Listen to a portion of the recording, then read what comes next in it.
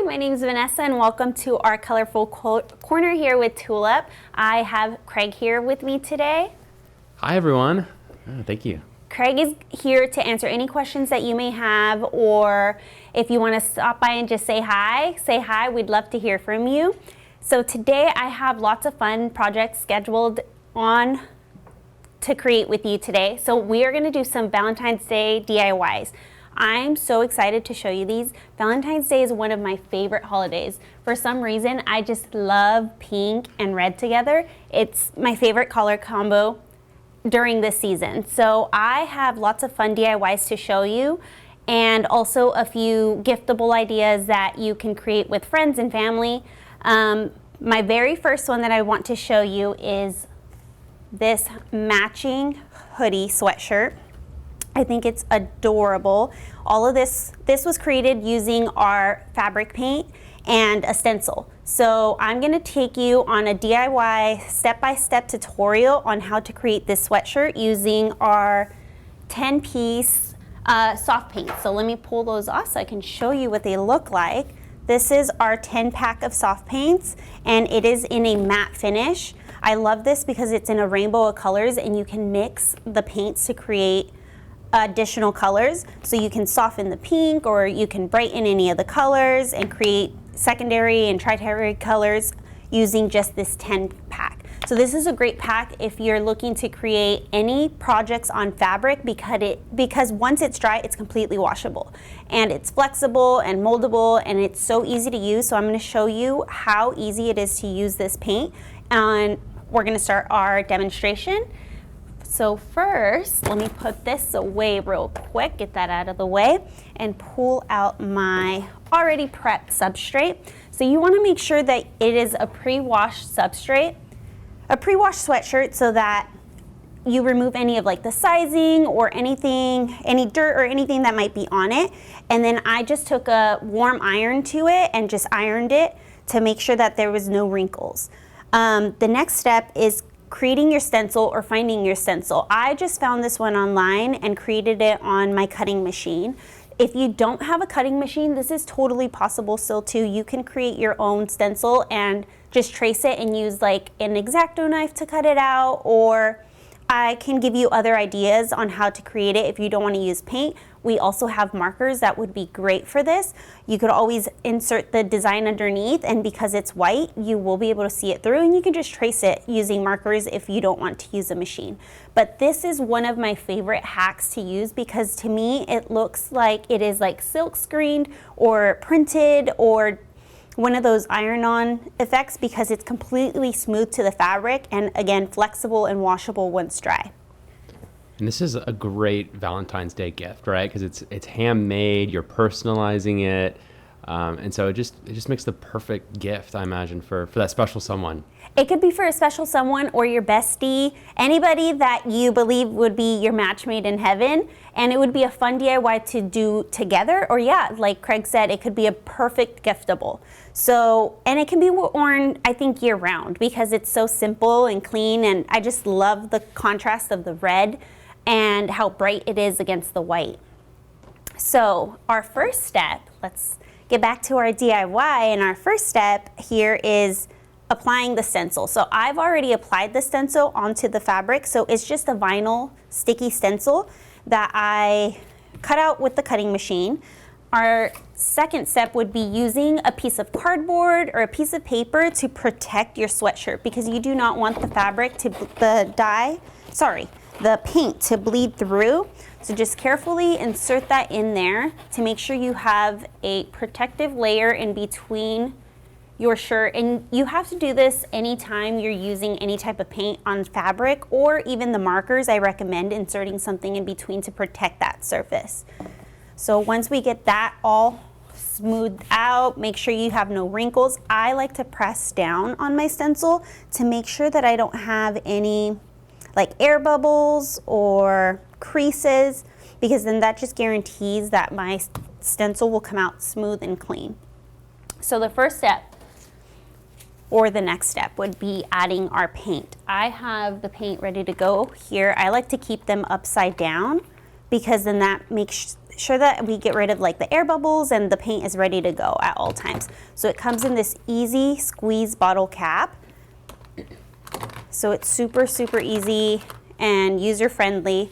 It does have like a little film, so you want to make sure you unscrew that and remove the protective film before you try to squeeze out the paint, because otherwise you're gonna be like, what's going on? It's not working. So when I create these type of stencils, especially because I'm working with white, I like to create a base layer. So my base layer is going to be the white soft paint as the base of the stencil. So I'm going to add a little bit of white paint to the stencil and allow that to dry. And what that creates is it creates a barrier so that I don't get any bleed through. And this is just like covering my bases, just making sure the paint shouldn't bleed, because it is like a cotton fabric, so it will absorb it, but I just want to make sure. I like to add the white, but also if you're doing any other color like a pink or a red, if you want to add more vibrancy to the colors, I would add a base layer of white, and then that makes the top color be more vibrant and stand out. That's a great thought, layering the paint. Yes, a lot of people don't think about that, but a good layering of paint makes all the difference.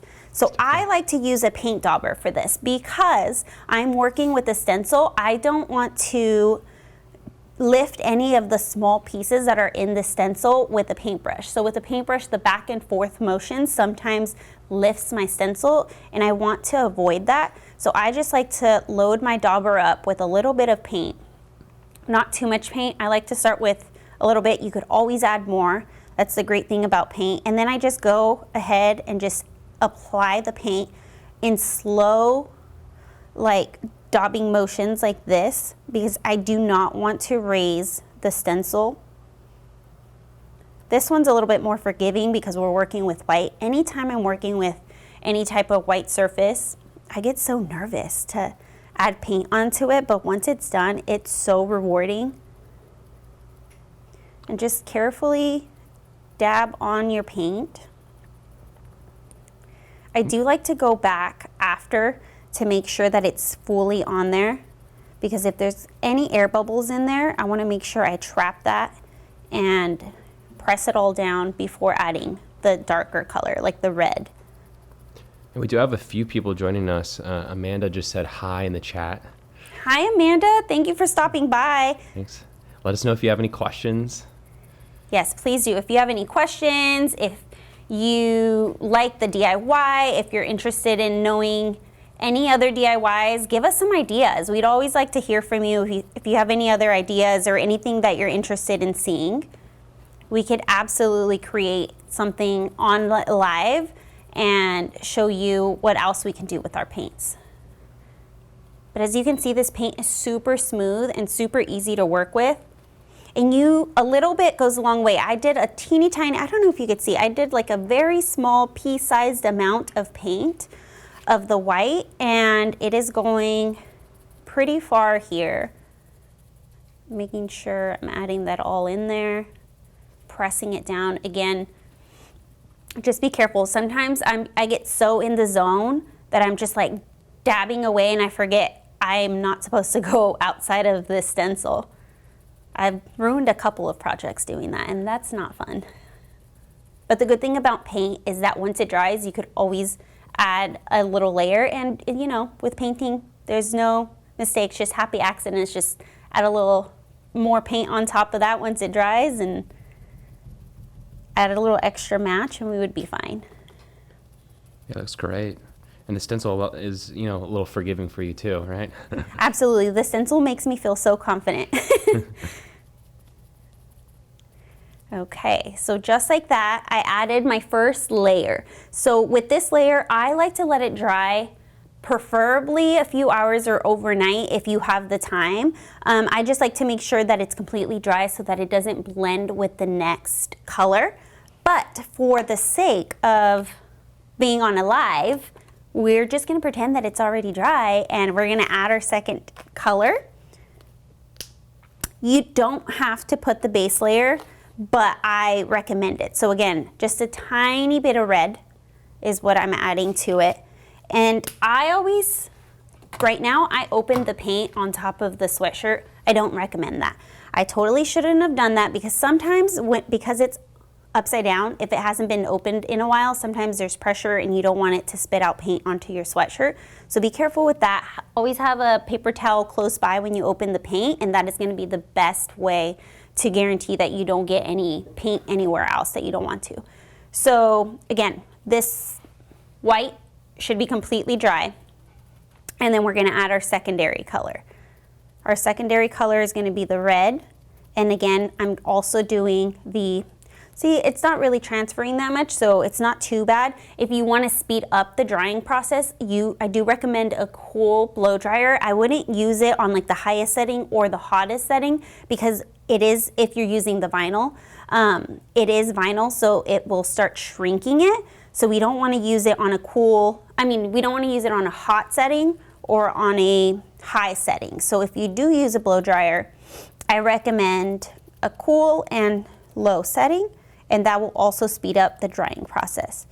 But I'm not seeing too much of it blending. What I was afraid of is it turning pink, but it's looking pretty good. So again, just a little bit of paint. I think I put too little bit on my plate. So we are gonna do this over the plate, not over the sweatshirt. Adding a little bit more paint. And again, this is our soft matte paint in a squeezable bottle. And this comes in a 10-pack and a assortment of colors in rainbow. And the colors do blend very, very well together, so you can create other colors.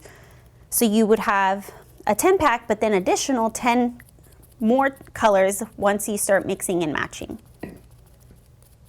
And these are great because they're machine washable, right? Absolutely. They're machine washable, and then they're also very flexible and soft. So that's why it's called our soft paint, because when they do dry, they do have a soft finish. And they're still going up. It looks like it's going a long way too with the stencil. Yes. So for the white, I added just the right amount, and it gave me the entire stencil. And I only used like a squeeze of the bottle. So that leaves me with so much more paint to create more projects or to blend colors together to create other colors. So if you have a favorite color that you are using on a project and then you run out, just look up how to mix the colors online, and you can get that same color with the remaining colors that you have in the kit. I've done that before.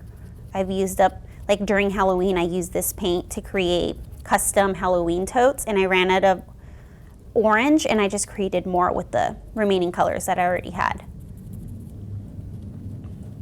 You get so many projects out of just this 10-pack alone.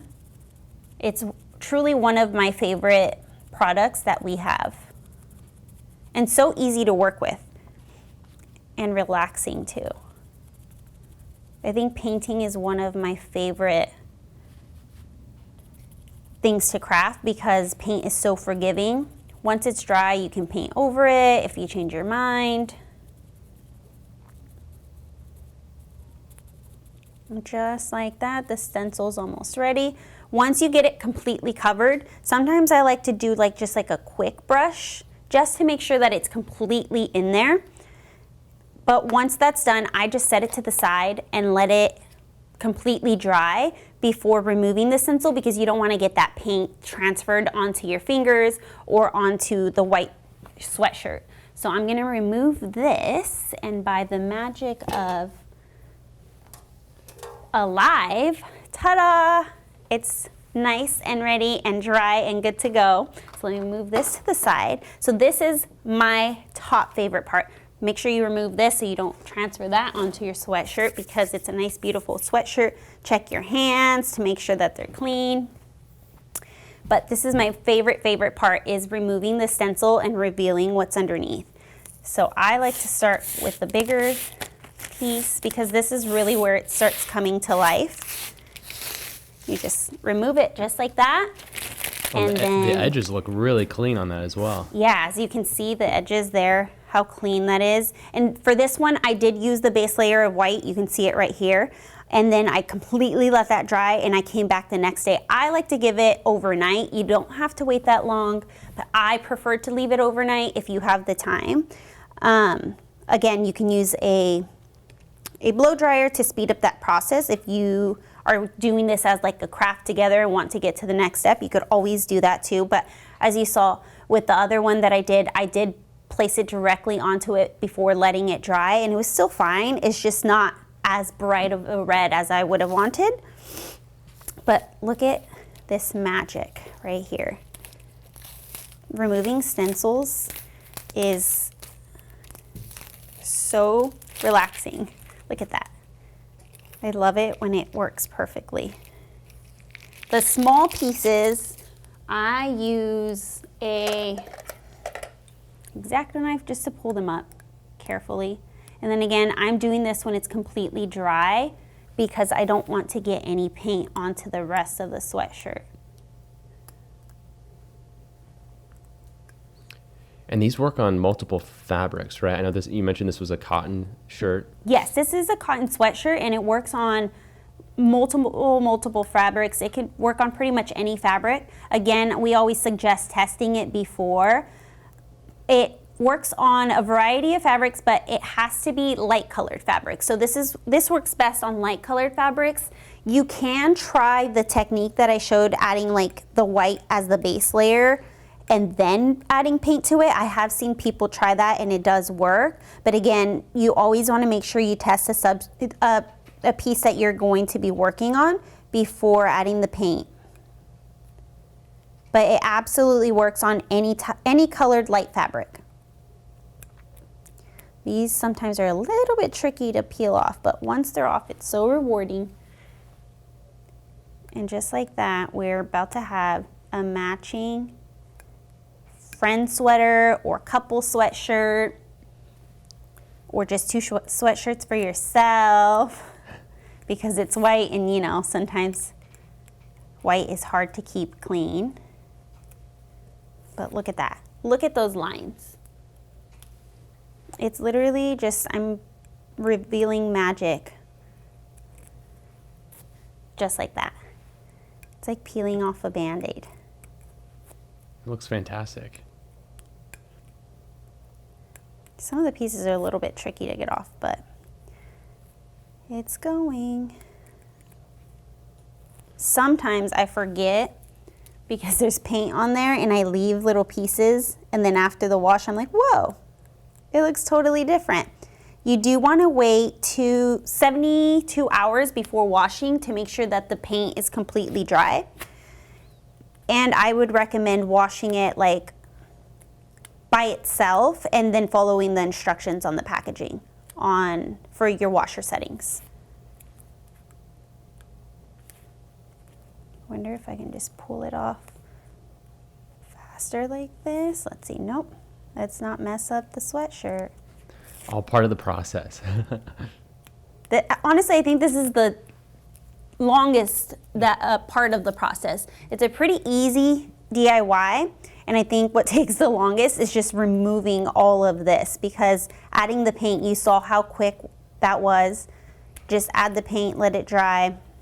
Well, maybe if you include dry time, that adds to the length of the process, but this is the more tedious part of the process, but more, I believe, the most rewarding, because it's just like revealing the contrast of the red and the white and how vibrant this red is. I love it.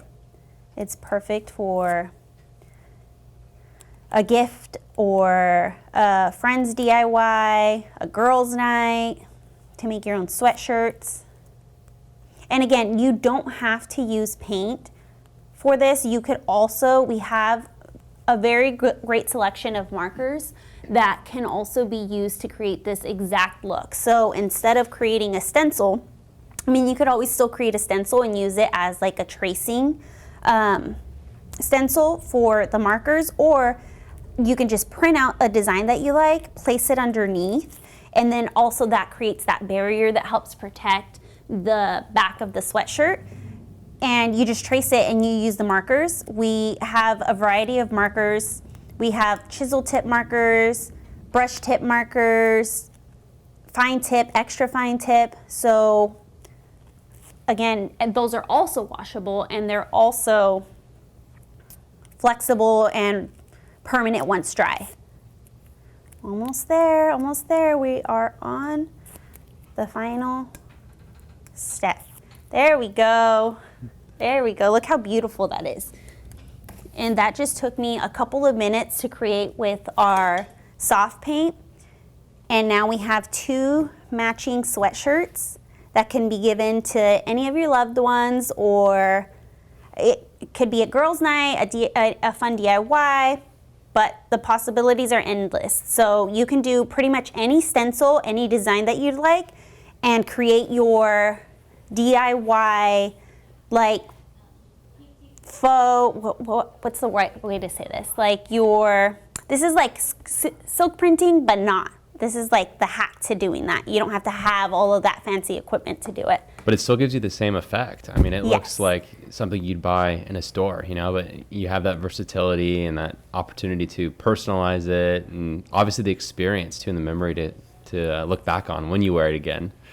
And honestly, I think showing this to people, like if you created this and showed this to someone, they wouldn't even believe that it was DIY'd Almost or definitely. handmade. Like No, it almost looks, yeah, store-bought, like Craig mentioned. It's fantastic. And we did just get a comment from Tiffany. She loved watching the reveal. I think that was one of my favorite parts as well.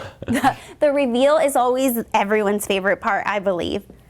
And just like the scary part to me is adding the paint to the white, but like look how rewarding it is once it's done.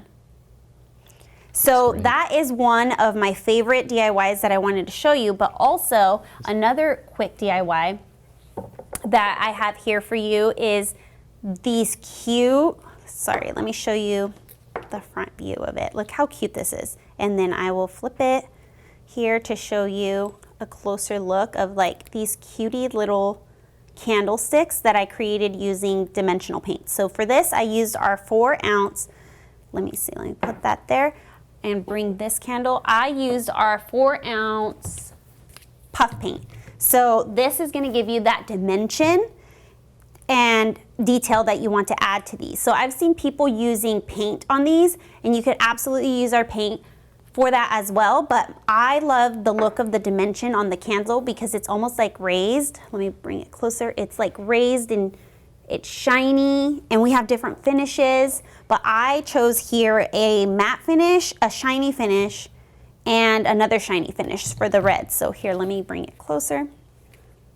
So we have multiple different colors in our dimensional paints, and we also have it in smaller bottles.